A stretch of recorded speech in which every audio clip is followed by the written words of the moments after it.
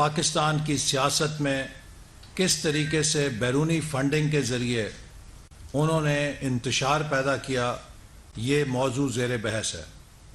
اسی طرح پچھلے 7 سالوں میں supreme court, high courts, election commission, ہر جگہ یہ ثبوت پیش کیے گئے کہ عمران خان صاحب نے پاکستان دشمن لابیز سے ممنوعہ ذرائع سے فنڈنگ حاصل کی، اور اس کے علاوہ اوورسیز پاکستانی سے کروڑوں اربوں روپے ہتھیائے اور ان کو نیا پاکستان اور ایک پاکستان میں انقلاب کے نام پہ چورن بیچا، جس کے ذریعے انہوں نے اپنے خون پسینے کے پیسے، جیسے کہ ڈیم کے نام پہ ان سے فراڈ کیا گیا۔ آج کسی بیرون ملک مقیم پاکستانی کو نہیں معلوم کہ انہوں نے جو عطیات ڈیم کے لیے دیے تھے وہ کہاں پڑے ہیں، ان کا کیا استعمال ہو رہا ہے۔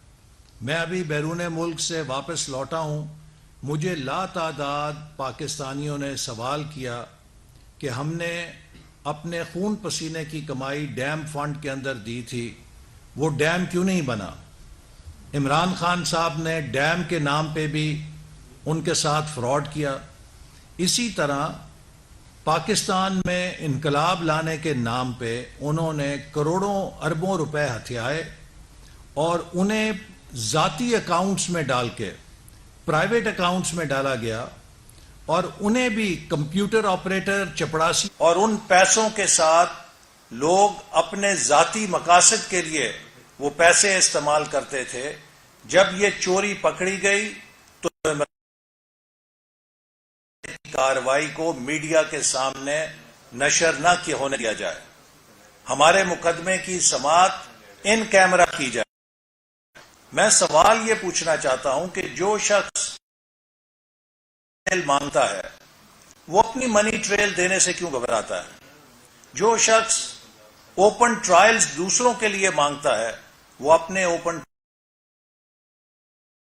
یہ ہے کہ عمران خان نے کرکٹ کے اندر بال ٹیمپرنگ کے الزامات کا سامنا کیا، اس کے بعد فنڈنگ کو ٹیمپر کیا اور غیر قانونی ذرائع سے فنڈ ٹیمپرنگ کی، اور بال ٹیمپرنگ، فنڈ ٹیمپرنگ کے نتیجے میں سیاسی ٹیمپرنگ کی۔ 2018 میں انتخابی نتائج کو ٹیمپر کیا، اور اس کے بعد سوشل میڈیا پہ بیرون ذرائع سے آنے والے کروڑوں روپیوں کو خرچ کر کے پاکستان کے اندر سیاست کو ہائی جیک کرنے اور سیاست کو ٹیمپر کرنے کی کوشش کی ہے۔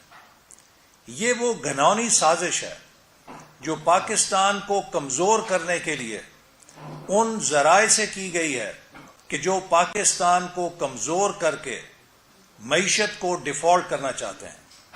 آج بھی عمران خان پاکستان کی معیشت کے بارے میں، اس کی جماعت پاکستان کی معیشت کے بارے میں منفی پروپیگنڈا کر کے مارکیٹس کو ڈی سٹیبلائز کرنے کی کوشش کر رہی ہے، جبکہ الحمدللہ سخت فیصلوں کے نتیجے میں ہمیں معلوم تھا کہ ہم عمران خان کے بیجے ہوئے کانٹے چگنے جا رہے ہیں، خان کے گناہوں کا بوجھ اٹھانے جا رہے ہیں، اس لیے کہ یہ ملک ہمارا ہے۔ ہم پاکستان کو سری لنکا کے حالات پہ نہیں چلا سکتے تھے، ہم اس راستے پہ ملک کو نہیں دھکیل سکتے تھے جو پاکستان کو سری لنکا بنا دیتا۔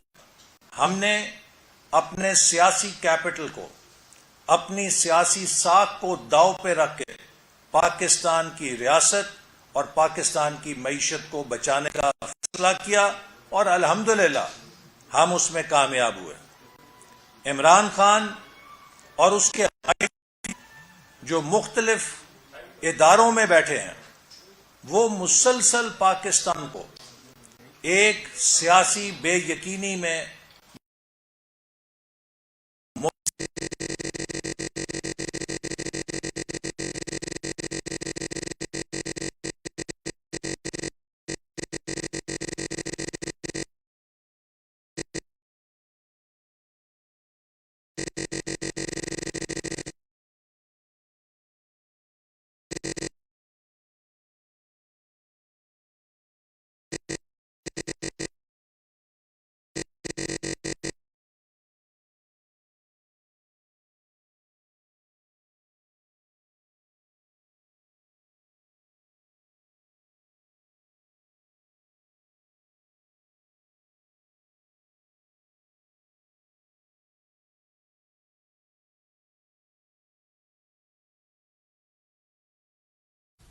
میں پی ٹی آئی کے کسی بھی ذمہ دار کو چیلنج کرتا ہوں کہ وہ میرے اس بات کی تردید کرے کہ کیا وزارت خزانہ نے اپریل، مئی اور جون آخری سہ ماہی کے لیے ترقیاتی بجٹ کی قسط جاری کرنے سے انکار نہیں کر دیا تھا؟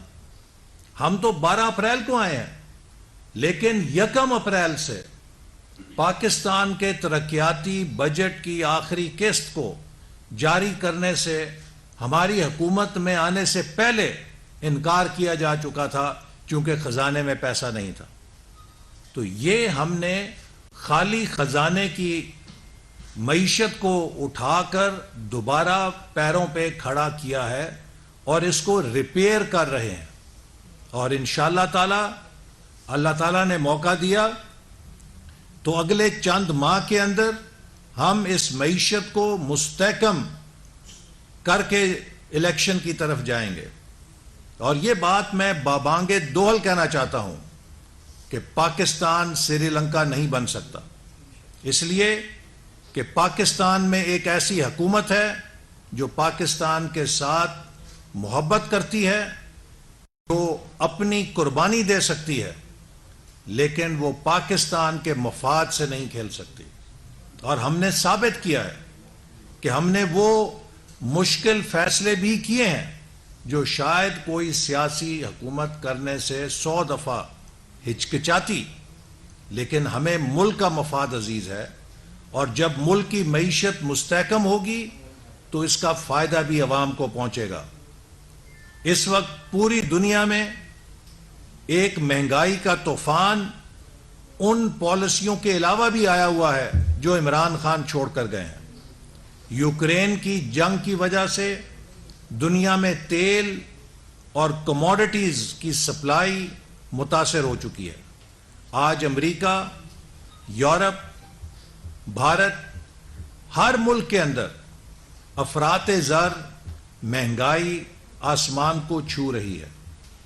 ہمارا المیہ یہ ہے کہ ہمیں ایک ایسی معیشت ورثے میں ملی ہے کہ جس کے اندر یہ کشن نہیں چھوڑا گیا، یہ سپیس نہیں، پاس سبسڈی دینے کے لیے پیسہ نہیں ہے۔ اور آئی ایم ایف کے ساتھ وہ معاہدہ جو عمران خان کر کے گئے تھے، انکار کریں، شوکت ترین اور حفیظ شیخ صاحب اس کا انکار کریں کہ یہ معاہدہ جس پر عمل درآمد ہو رہا ہے یہ ان کے دستخطوں سے نہیں کیا گیا۔ پاکستان کے لیے ضروری ہے کہ ہم بین الاقوامی اداروں کا اعتماد اور بین الاقوامی سرمایہ کاروں کا اعتماد پاکستان کی معیشت پہ بحال کریں۔ اس وقت جو ملک کے اندر سیاسی تماشا بنایا گیا ہے، بے یقینی پیدا کی جا رہی ہے، کچھ ایسے فیصلے کیے گئے ہیں جن سے اس بے یقینی میں اضافہ ہوا ہے، اس سے اسپیکولیشن اکانومی بھی زور پکڑ رہی ہے۔ میں واضح کرنا چاہتا ہوں کہ روپے کی اصل قیمت ڈالر کے مقابلے میں 200 روپے سے کم ہے۔ یہ جتنا اضافہ ہوا ہے یہ اسپیکولیٹو ہوا ہے، اور جو ہی پاکستان کا آئی ایم ایف سے باقاعدہ معاہدہ منظور ہوگا تو انشاءاللہ تعالیٰ آپ دیکھیں گے کہ روپے کی قیمت دوبارہ بحال ہوگی، اور یہ سب لوگ جو ڈالر خرید کے منافع کمانے کے چکر میں ہیں ان کے ہوش ٹھکانے آ جائیں گے۔ تو میں اس وقت پاکستان کے اندر جو سیاسی بحران پیدا کرنے کی کوشش کی جا رہی ہے اس کے حوالے سے کہوں گا کہ پاکستان کو آج سیاسی استحکام کی ضرورت ہے۔ عمران خان صاحب مسلسل پچھلے 20 سالوں سے جھوٹ، انا پرستی اور نااہلی کی سیاست کر رہے ہیں۔ 4 سال حکومت میں رہے ہیں، کسی تقریر میں یہ شخص یہ نہیں بتاتا کہ میں نے 4 سال میں کیا کیا ہے۔ آج میرا چیلنج ہے پی ٹی آئی کو کہ وہ بتائیں کہ 4 سالوں میں کراچی سے پشاور تک کون سا ایک منصوبہ ہے جو حکومت مکمل کر کے گئی ہے۔ ہم نے 2 3 سالوں میں پاور پروجیکٹس لگا دیے، موٹر ویز بنا دیں تقریباً 2000 کلومیٹر سے زیادہ، 11,000 میگا واٹ بجلی کے منصوبے لگائے. آپ نے سوائے 4 سالوں میں خزانہ خالی کرنے کے پاکستان میں مصنوعی خوشحالی پیدا کرنے کے لیے امپورٹ کا گیٹ کھول دیا گیا. آج پاکستان اس لیے معاشی بحران کا سامنا کر رہا ہے کہ عمران خان نے اپنے دوستوں کو نوازنے کے لیے 10-10 ہزار گاڑیاں امپورٹ کرنے کے پرمٹ بانٹے. عمران خان نے مصنوعی خوشحالی پیدا کرنے کے لیے امپورٹڈ گڈز کو ملک کے اندر منگا کے کنزمپشن کے ذریعے گروتھ کو بڑھانے کی کوشش کی، جبکہ ہمارے زمانے میں کنزمپشن کے اوپر زور نہیں تھا، پروجیکٹ یا پبلک انویسٹمنٹ کے اوپر زور تھا. ہمارے زمانے میں منصوبے لگ رہے تھے جو پاکستان کی پیداواری صلاحیت کو بڑھاتے تھے.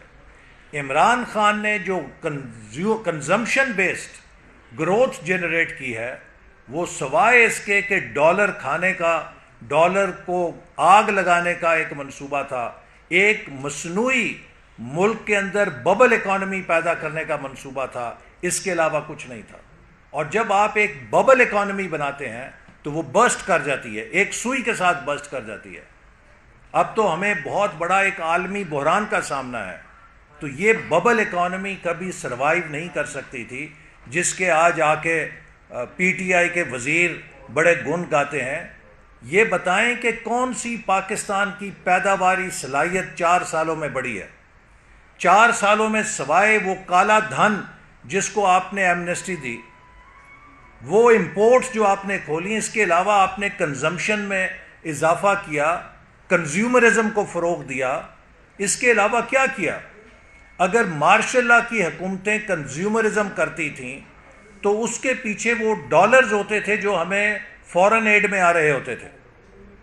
تو پاکستان میں جب مارشل لا کے دور میں فورن ایڈ آئی تو اسے بھی پروڈکٹیو انویسٹمنٹ میں نہیں لگایا گیا تھا، تب بھی ایک مصنوعی خوشحالی کنزیومرزم کے ذریعے پیدا کی گئی تھی.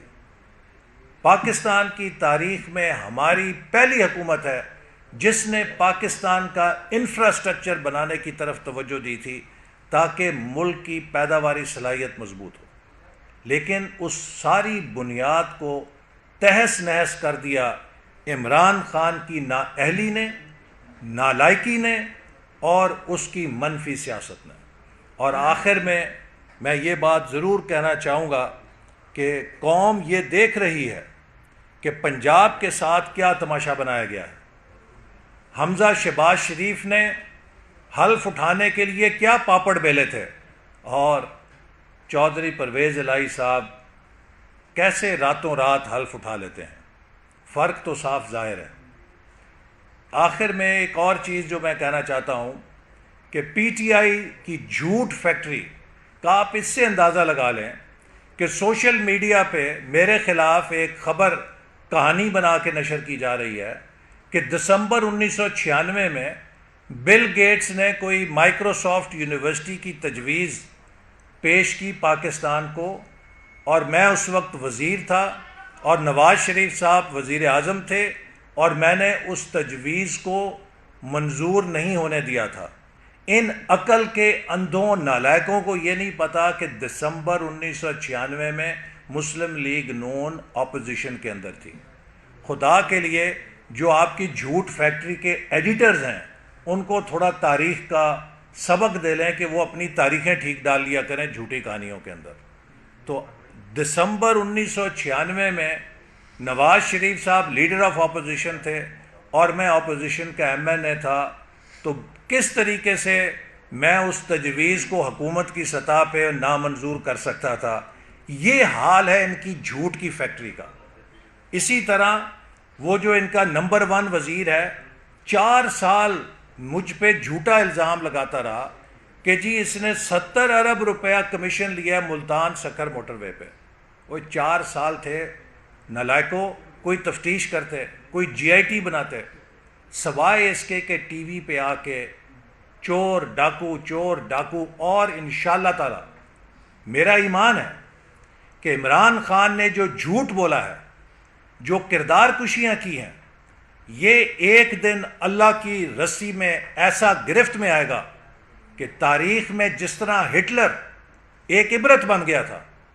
ایک وقت تھا کہ ہٹلر جرمنی کا مقبول ترین لیڈر بن گیا تھا، لیکن چونکہ اس کی سیاست کی بنیاد جھوٹ کے اوپر تھی، اس کی سیاست کی بنیاد نفرت کے اوپر تھی، اس کی سیاست کی بنیاد انا پرستی کے اوپر تھی، وہی ہٹلر اس نے جرمنی کو بھی تباہ کیا اور خود بھی آخر میں نیست و نابود ہو گیا.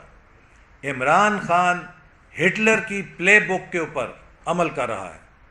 یہ عوام کو ورگلانے کے لیے مخالفین پر نفرت کا حملہ کر کے، نوجوانوں کو گمراہ کر کے، وطنیت پرست ہونے کا ایک جھانسا دے کر، اپنی سوشل میڈیا کے ذریعے، پروپیگنڈے کے ذریعے، جیسے ہٹلر کا گوبلز تھا، اسی طرح یہ بھی سوشل میڈیا کے ذریعے سمجھتا ہے کہ لوگوں کو اپنے پیچھے لگا کے یہ کامیاب ہو سکتا ہے. میرا ایمان ہے کہ وہ سودا جو جھوٹ پہ مبنی ہو، جو انا پرستی پہ مبنی ہو، وہ کبھی دیر پا نہیں ہوتا. اور جیسے عمران خان کی بنائی ہوئی ببل معیشت برسٹ ہوئی ہے، اس کی سیاست کا بلبلہ بھی انشاءاللہ تعالی اس سے بری طرح پھٹے گا، اور عمران خان پاکستان کی سیاست میں ایک نشان عبرت بنے گا، چونکہ یہ انشاءاللہ تعالی جواب دے گا. اس نے جلسوں میں کھڑے ہو کر میرے خلاف کہا ہے کہ تم چور اور ڈاکو ہو. عمران خان، میں تمہارے خلاف مقدمہ قائم کرنے جا رہا ہوں. عدالت میں یا تم ثابت کرو گے کہ میں چور ڈاکو ہوں، یا پھر تمہیں وہ سزا ملے گی کہ آئندہ پاکستان کی سیاست میں کوئی جھوٹا الزام نہ لگا سکے. میں نے 4 سال اس کو مسلسل چیلنج کیا تھا، شہزاد اکبر کو چیلنج کیا تھا کہ 3200 ارب روپے کی میں نے ڈیولپمنٹ کرائی ہے 2013 سے 18 تک. اس میں 32 پیسے کا ذاتی فائدہ ثابت کر دو، میں قومی مجرم ہوں گا. لیکن یہ اجازت ہم تمہیں نہیں دیں گے کہ جس کی دل چاہو تم حجامت کر دو، جس کو چاہو تم بدنام کرنا شروع کر دو. تم ہوتے کون ہو؟ اپنے گریبان کے اندر دیکھو. اس 50 ارب روپے کا جواب دو جو بھارت سے منی لانڈرنگ کی صورت میں، جو لندن سے منی لانڈرنگ کی صورت میں پاکستان کو واپس ملا، جو منی لانڈرنگ برطانیہ کی نیشنل کرائم ایجنسی نے پکڑی اور پاکستانی حکومت کو واپس کی. تم نے ہیرے جواہرات کے سیٹ لے کے اس کو ایک بندے کے طرف جس کو جرمانہ ہوا اسی کو وہ 50 ارب روپیہ واپس کر دیا، اور کابینہ کے سامنے ایک بند لفافے میں منظوری لے لی کہ میں جس کو چاہوں یہ پیسہ دے دوں. وہ پیسہ عمران نیازی تمہارا نہیں تھا، پاکستان کے غریب عوام کا تھا. جس بندے نے پاکستان کا اربوں روپیہ مس اپروپریٹ کیا ہے، کرپشن کی ہے، جس کی ناک کے نیچے پنجاب حکومت سے گرائیاں کی جاتی تھیں، وصولیاں کی جاتی تھیں، رشوتیں لی جاتی تھیں، آج یہ اسی خاتون کا وکیل صفائی بنا ہوا ہے کہ جس کی کرپشن کی داستانیں پورے پنجاب میں پھیلی ہوئی ہیں اور وہ بنی گالہ تک اس کے ٹریل جاتی ہے. کس منہ سے تم کسی کو چور اور ڈاکو کہہ سکتے ہو؟ چونکہ پاکستانی سیاست کے سب سے بڑے چور اور ڈاکو تم ہو. اس کا ثبوت تو الیکشن کمیشن کے پاس ہے، اور میں حیران ہوں کہ کیا الیکشن کمیشن عمران خان کی دھمکیوں سے ڈرتا ہے؟ کیا چیف الیکشن کمشنر جو ہے وہ عمران خان کی دھمکیوں سے ڈر کے فیصلہ نہیں کر پا رہا؟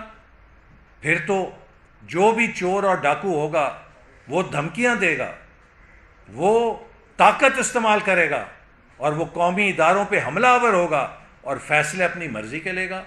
تو میں امید کرتا ہوں کہ الیکشن کمیشن آزادانہ طور پہ فورن فنڈنگ کیس کا فی الفور فیصلہ کرے گا، چونکہ یہ پاکستان کی سیاسی تاریخ کا سب سے بڑا کرپشن کا کیس ہے، سب سے بڑا منی لانڈرنگ کا کیس ہے، اور یہ سب کھیل عمران خان کے دستخطوں سے کھیلا گیا ہے. یہ جو مسٹر کلین بنتا ہے، یہ دراصل مسٹر کلین نہیں ہے، یہ مسٹر کرپشن ہے، یہ مسٹر منی لانڈرر ہے، یہ مسٹر جھوٹ ہے، یہ مسٹر انا پرستی ہے، جس نے ہٹلر کی طرح اپنی انا کو اور اپنی ذات کو اونچا کرنے کے لیے پورے ملک کو داؤ پہ لگا دیا تھا۔ عمران خان، ہم تمہیں ہٹلر نہیں بننے دیں گے۔ پاکستان کے عوام کے ساتھ مل کر ہٹلر کا مقابلہ کرنے کے لیے شاید اس وقت کوئی باقی نہیں بچا تھا۔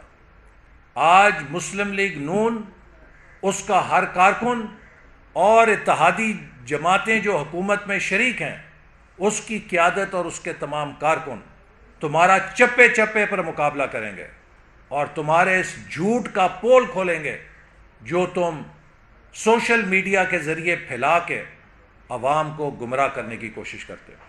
ایسا اقبال صاحب یہ رہنمائی فرمائیں کہ آپ نے تحریک انصاف کے خلاف بندی ساری باتیں کی، ناقص کارکردگی کا ذکر کیا، لیکن اب تو سارے انتخابات وہ جیتتی جا رہی ہے اور آپ ہارتے جا رہے ہیں، یہ کیا بات؟ دیکھیے، جیسے آپ سب کو معلوم ہے کہ جو پچھلے انتخابات ہیں میرے نزدیک، اس میں 20 کی 20 سیٹوں میں مسلم لیگ نون کی ایک بھی سیٹ نہیں تھی۔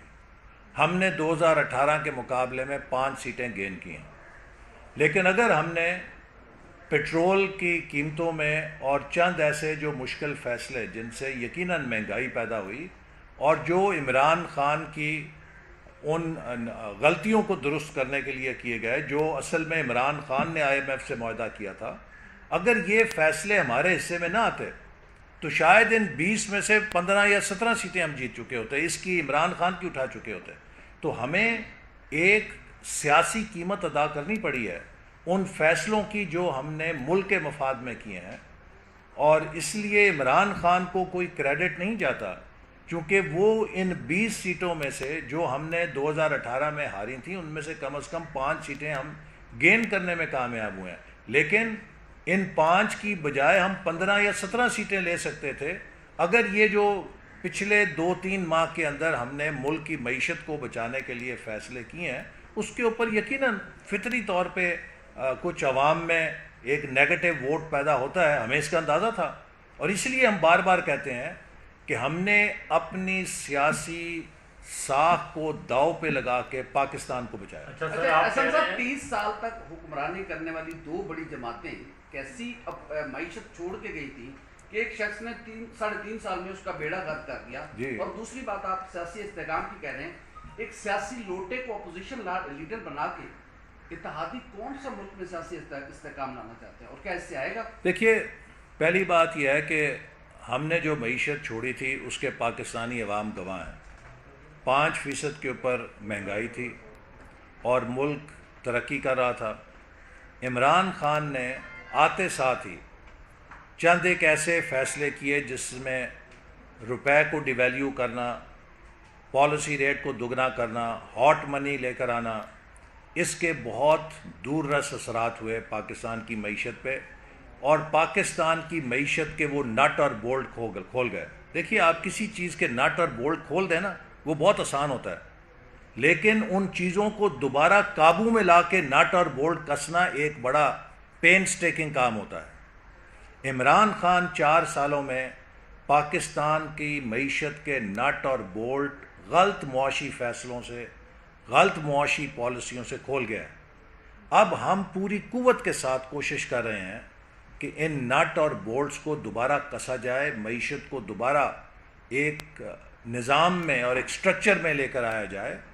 انشاءاللہ تعالی ہمیں پوری امید ہے کہ اگلے 1 سال کے اندر یہ معیشت جو ہے، اس کی جو بھی آج آپ فیصلہ کریں گے، اس کے نیچے تک اثرات آنے میں 6 سے 8 ماہ پالیسیوں کے لگتے ہیں، اور اسی لیے آپ نے دیکھا کہ جب ہم نے حکومت چھوڑی تو پہلا سال آسان گزر گیا چونکہ ہم نے بنیاد ٹھیک رکھی تھی، دوسرے سال سے تباہی آنی شروع ہو گئی۔ اچھا احسن اقبال صاحب، ایک بات یہ ہے کہ عدم استحکام کی آپ نے بات کی ہے، اس تمام تر معاملات میں عوام کا تو بیڑا غرق ہو گیا، ٹھیک ہے، وہ سب کو پتہ ہے۔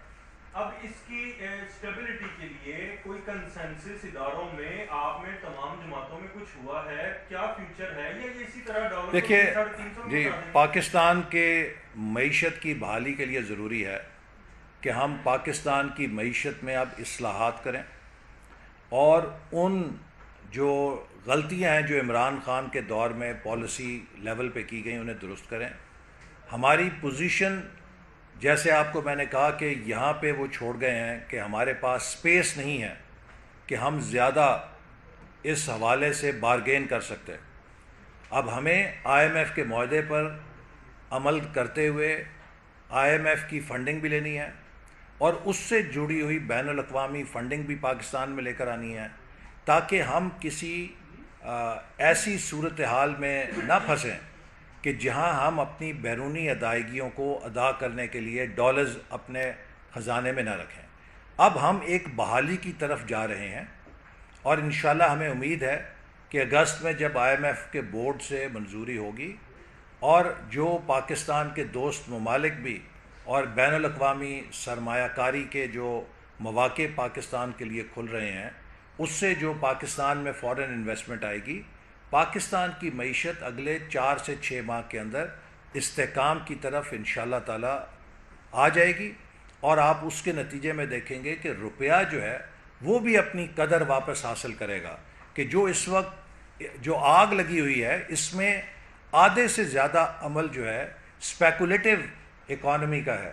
چونکہ ملک کے اندر جب بھی آپ بے یقینی پیدا کریں گے تو جو اسپیکولیٹرز ہیں وہ مارکیٹ میں کھیلنا شروع کر دیتے ہیں. تو اس کو روکنے کے لیے ضروری ہے کہ پولیٹیکل لیڈرشپ غیر ذمہ دارانہ بیان نہ دے اور پی ٹی آئی کی قیادت کو بھی میں کہوں گا کہ آپ سیاست کریں لیکن ملک کے مستقبل سے نہ کھیلیں.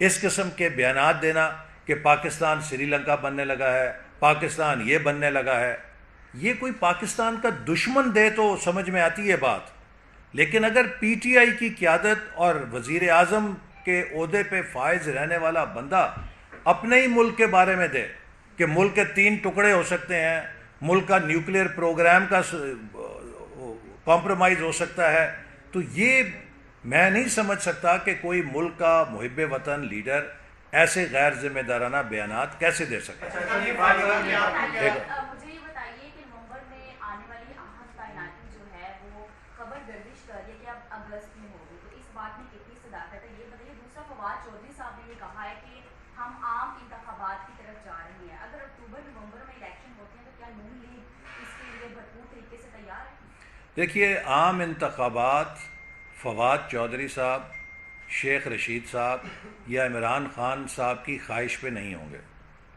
وہ پاکستان کے آئین کے تحت اور جب موجودہ حکومت فیصلہ کرے گی تب ہوں گے, اور نئے انتخابات کے لیے ضروری ہے کہ جو مردم شماری اس وقت جاری ہے اس کو مکمل کیا جائے, چونکہ بعض صوبوں کا اور سیاسی جماعتوں کا پرزور مطالبہ ہے کہ اگلا الیکشن نئی مردم شماری کی روشنی میں ہونا چاہیے.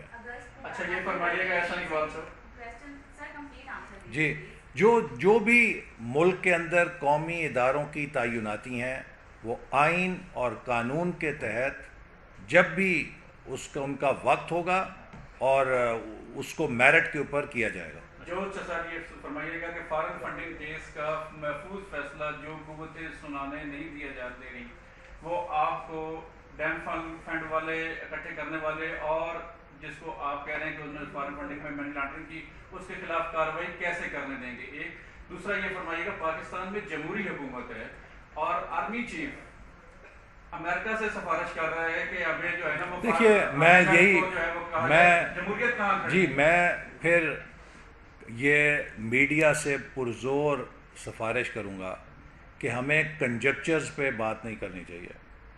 آرمی چیف کی جو سیکیورٹی کے حوالے سے امریکہ کے حکام سے بات چیت معمول کا حصہ ہے. پاکستان اور امریکہ کے درمیان اس خطے کے حوالے سے, خاص طور پہ افغانستان کے حوالے سے ایک آن گوئنگ ڈائلاگ ہے جو ہماری سیاسی قیادت کے ساتھ بھی جاری رہتا ہے اور ہماری سیکیورٹی کی لیڈرشپ بھی امریکہ کے ساتھ اس کے اوپر آن گوئنگ بنیاد کے اوپر ڈائلاگ کرتی رہتی ہے, کنسلٹیشن ہوتی رہتی ہیں. تو یہ وہ معمول کی کنسلٹیشن ہے کہ جو پاکستان کی جمہوری قیادت اور پاکستان کی سیکیورٹی قیادت امریکہ کے انتظامیہ کے ساتھ کرتے رہتے ہیں. تو اس کو اسی پیرائے میں دیکھنا چاہیے اور ہمیں سنسنی خیزی سے بچنا چاہیے جس سے ہم خود اپنے ملک کا کیس خراب کرتے ہیں. ایسا صاحب یہ بتائیے گا کہ آپ نے کہا کہ عمران خان صاحب ہٹلر ہیں اور ہٹلر کا آپ مقابلہ کریں گے، لیکن پنجاب کے محاذ پر تو آج لگتا ہے آپ کی جماعت اور اتحادیوں نے اس ہٹلر کا مقابلہ کرنے کے بجائے ہاتھ کھڑے کر لیے ہیں. آپ تو ڈپٹی اسپیکر کا امیدوار ہی نہیں دے سکے پنجاب اسمبلی میں، کہاں پہ آپ کا اتحاد؟ نہیں، میری معلومات کے مطابق تو ڈپٹی اسپیکر کا الیکشن کا احتجاجاً بائیکاٹ کیا گیا ہے، جو میری ابھی تک معلومات ہیں. لیکن پنجاب کے اندر ایک انجینئرنگ کے ذریعے پی ٹی آئی کی حکومت کو مسلط کیا گیا ہے، اور میں بڑے ادب کے ساتھ، بہت ہی ادب کے ساتھ ابھی تک یہ سمجھنے سے قاصر ہوں کہ ہم لوگ تو کسی چھوٹے سے بیان کے اوپر ہتک عزت کے مقدموں کا سامنا کرتے ہیں. ہمارے کئی لیڈر نااہل ہو گئے. 7 مہینے سپریم کورٹ کے چیف جسٹس کے بینچ نے بلدیاتی اداروں کو بحال کرنے کا فیصلہ کیا. عمران خان اور عثمان بزدار نے 7 مہینے تک سپریم کورٹ کا منہ چڑھایا، اس فیصلے کو جوتی کے نوک پہ رکھا. کبھی سپریم کورٹ نے ہتک عزت کا نوٹس ہی نہیں دیا، بلکہ اگر کنٹیمپٹ فائل ہوئی تو اس کنٹیمپٹ کو بھی پوسٹ پون کر دیا. دیکھیے، یہ وہ چیزیں ہیں کہ جن کے حوالے سے بدگمانیاں پیدا ہوتی ہیں.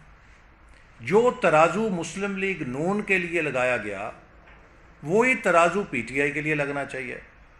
لیکن جس رفتار سے پی ٹی آئی کے کیسوں کا فیصلہ ہوتا ہے کہ 24 گھنٹوں میں ضمانت مل جاتی ہے، 24 گھنٹے میں ای سی ایل سے باہر آ جاتے ہیں، 24 گھنٹے میں حلف ہو جاتے ہیں.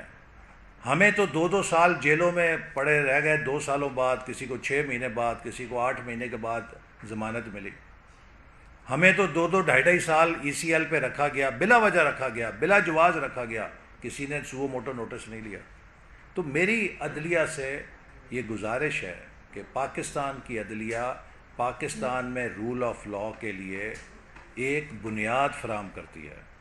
عدلیہ کے اوپر سے عوام کا اعتماد متزلزل نہیں ہونا چاہیے. تو خدا کے لیے جو پیمانہ عمران خان کے لیے ہے وہی سب کے لیے ہونا چاہیے. عمران خان، کراچی میں تو نسلہ ٹاور گر جاتا ہے جہاں متوسط طبقے کے لوگ رہتے تھے. عمران خان وہی کام کرتا ہے تو اس کو 10-12 لاکھ کا جرمانہ کر کے چھوڑ دیا جاتا ہے.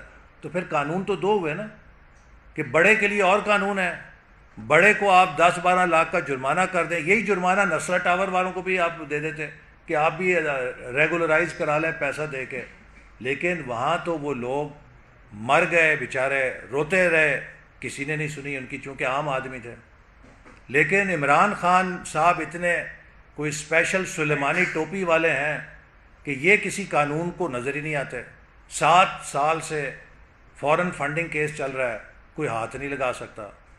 نواز شریف کو 10,000 درہم پہ، بیٹے کے 10,000 درہم تنخواہ نہ لینے پہ تاحیات نااہل کر دیا جاتا ہے. اور عمران خان کی کروڑوں روپے کی چوری پکڑی گئی ہے، اسکروٹنی کمیٹی نے کر دی ہے، اور کوئی پوچھ نہیں سکتا. اور میں یہ بات کا بھی جواب دوں کہ جو یہ کہتے ہیں کہ جی سب کا اکٹھا کریں، آج تک P T I Muslim league نون کے خلاف کوئی ثبوت الیکشن کمیشن کو منی لانڈرنگ کا یا فورن فنڈنگ میں بے ضابطگی کا نہیں فراہم کر سکی. سپریم کورٹ نے اور الیکشن کمیشن نے پی ٹی آئی کو کہا تھا کہ اگر آپ کے پاس کوئی ثبوت ہے تو آپ وہ پیش کریں. اس وقت تک P T I Muslim league نون کے خلاف کوئی ثبوت پیش نہیں کر سکی، جبکہ پی ٹی آئی کے خلاف خود انہی کے ایک بانی رکن نے سارے ثبوت لا کے الیکشن کمیشن کے سامنے پیش کیے ہیں. یہ فرق ہے دونوں کیسز کا کہ پی ٹی آئی کے ثبوت الیکشن کمیشن کے سامنے پیش کیے ہیں ان کے اپنے بانی رکن نے.